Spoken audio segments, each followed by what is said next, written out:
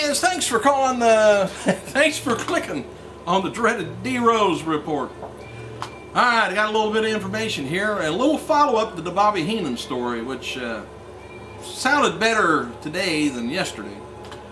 Lanny Poffo, I didn't know if you knew this or not. Lanny Poffo, the brother of Randy Macho Man Savage, said on the Who's Slammin' Who podcast this week that he heard from a friend that Bobby Heenan was in poor health, noting that he might be on his last legs, things like that. However, Great Lakes Championship Wrestling promoter David Hero wrote on his Twitter that he heard from the Hall of Famer, the wife of the Hall of Famer, and who said that Bobby is not hospitalized.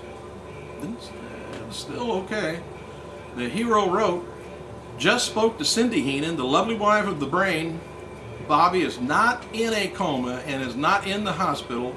He's home resting with his hip after his hip surgery, which I heard about the hip thing, but that was the last I heard. So whether he could be just, sedated, don't know. Any more on that, I'll let you know, guys, know about it. I got the sun in my eyes here. Alright, Parma, Ohio native, The Miz stopped by Sippin' Post Restaurant, which is owned by his uncle, in North Royalton Wednesday night to sign autographs. In tow with his new WWE Championship was his fellow Maryse. That's odd. Who did not take part in the official autograph session. And it was in regards to whether the two are dating. Maryse claimed in an interview last month with The Sun that she has a boyfriend who is not a wrestler. Can't believe those two even running around together, but friends are friends. Kevin Nash continues to deny reports that he has re-signed with TNA Wrestling. However, talk is that the deal's done. Company officials are not aware of Nash, whether he re-signed or not, assuming that it's only a matter of time. And we're not on the edge of our seat waiting for it anyway, so that's okay, take your time. It says they are talking, city officials, but he's got somebody's ear, and by somebody, meaning probably Dixie Carter. Alright, the TNA Knockout Cookie, been advertised to appear alongside former WWE superstar Matt Hardy now at Point Still Irish, whatever that is, restaurant and pub in Hackensack, New Jersey. Going to be there Saturday, December 11th, 3 to 5 p.m. In a battle of former tag team partners, Sarita squares off against Taylor Wilde on this week's episode of TNA Explosion.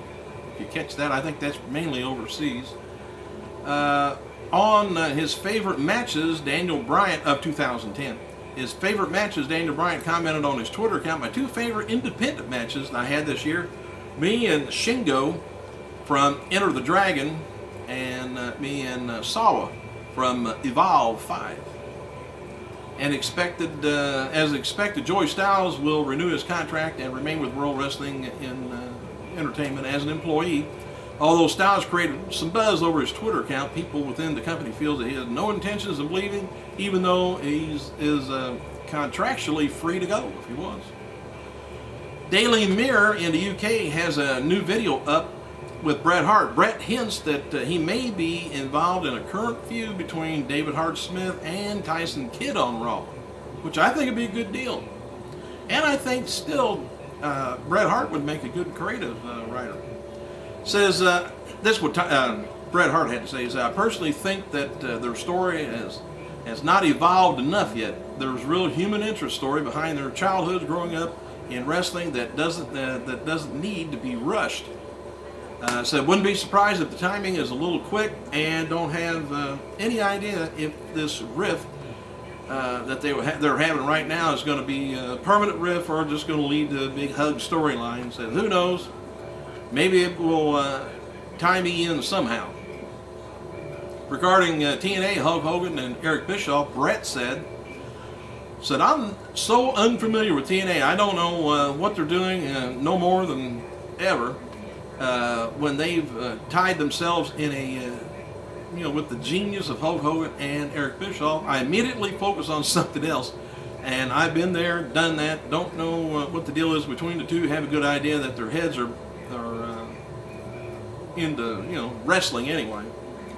Juan Cena, by the way, is booked for a triple threat match against WWE Champion The Miz and Wade Barrett on WWE Raw live event December 4th in Las Vegas, and on December 5th in Ontario, California. So they're just dragging this little John Cena thing as far as they can go with it. Let's see if I can finish this now. Alright, we got WWE reporting preliminary average of 173,000 pay-per-view buys for their Hell in a Cell and Bragging Rights pay-per-view. The Hell in a Cell is coming in right around just a little bit over 200,000, while Bragging Rights was less than 150,000. And for what it's worth, Bragging Rights was held on the same weekend as UFC 121, which I believe was, yeah, that was Brock Lesnar Kane Valdez fight. So they had a little bit of competition, maybe took some people's money away from them. At least that's what they're looking at. I just don't think it was a very good pay-per-view. Kurt Angle, by the way, recently finished shooting a movie called Death from Above, and which is going to be released on DVD February. Anyway, who's in it? How about James Storm, Matt Morgan, ODB, Rhino, Sid, and Angie's new wife, Giovanna, all had roles in the movies. And WWE Hall of Famer Jim Ross on his blog, here you can read the whole thing on his website, but here's a little bit of the highlights about CM Punk joining the Raw announce team. He said, yes, I do feel that CM Punk has potential to become an entertaining, informative color commentator or analyst, my fault, on WWE TV. The key is going to be putting Punk to put the same amount of effort into being a skilled broadcaster as he did becoming a wrestler. We saw Punk evolve from a beginner to an indie star to the world champion in WWE. Arguably easier for the beginning broadcaster to become more proficient in a two-man booth as opposed to a three-man booth, but it can be done. Alright, let me see what else have I got here. A piece of Fox's Orlando-based affiliate, TV 35, I guess, has a piece on Orlando Mayor Buddy Dyer in Orange County, lobbying the World Wrestling Entertainment officials to build a permanent home Hall of Fame in that city. And WWE confirmed the news situation. It's still in the preliminary stage, so nothing going on right away. Just calm down, you states. Alright, the company is also actively recruiting new writers from Hollywood. They also don't want anyone with wrestling background or anyone who knows too much about the product, as crazy as it seems. They just don't want it. So Matt might eliminate Bret Hart. I thought he might be a good one for that job. The only person now left on the current creative team with wrestling background, other than the McMahon families, is Michael P.S. Hayes. He heads up SmackDown.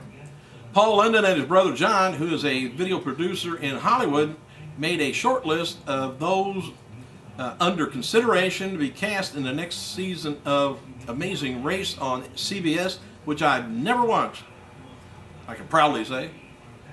The final show's American Wrestling Rampage Tour in France drew solid crowds, and November 16th they did like 1,900, and then another place they did 1,500 and about 2,400 a show, which had Charlie Haas, Sheldon Benjamin, Booker T, and I think next Monday on King of the Ring, wouldn't it be odd to have Booker T as king again?